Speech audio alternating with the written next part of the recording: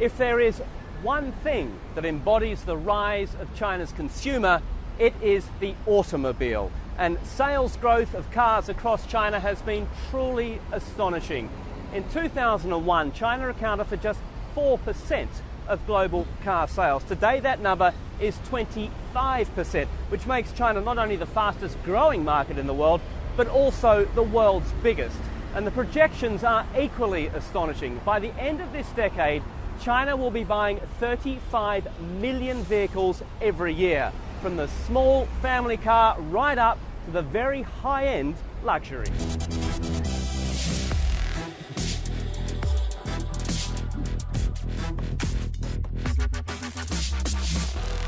The average age of buyers in China is quite a lot younger as well, particularly at the top end of the market. Take Lamborghini, for example, for some the ultimate status symbol.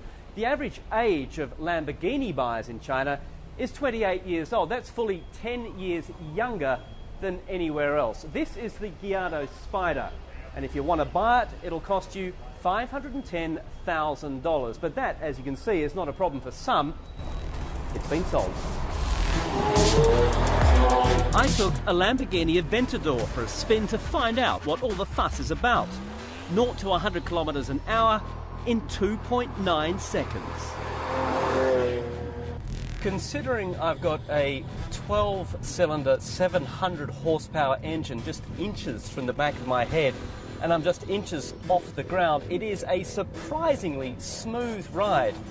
Then again, I don't have a lot of experience driving supercars, but it is very easy to see why Lamborghini is so keen on capturing this China market. In 2007, Lamborghini sold 28 cars across China. Last year, it sold 342. Growth in China's car market is also helping Western brands offset losses at home. Growth in the premium car industry as a whole was puttering along at just 2.5% last year.